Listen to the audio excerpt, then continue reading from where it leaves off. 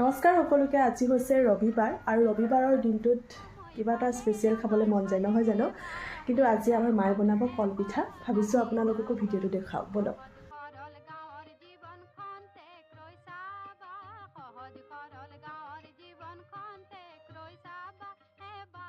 সদায় এইবিধ খানাটো খানা এইবিধ পিঠা সদায়তো আৰু কোনেও নবনায়, গতিকে সেইকাৰণে স্পেচিয়েল। আৰু আজি মায়ে বনাইছে, আজি দেওবাৰ বুলি। আৰু এইখন চাওক, বিশাল একেবাৰে কলপাত লৈ আহিছে মায়ে আৰু আজি বনাব। কি বনাই আছে আমাৰ পৰা? সেয়া কলপিঠা, আটাৰ গুড়া আৰু কল, পকা কল।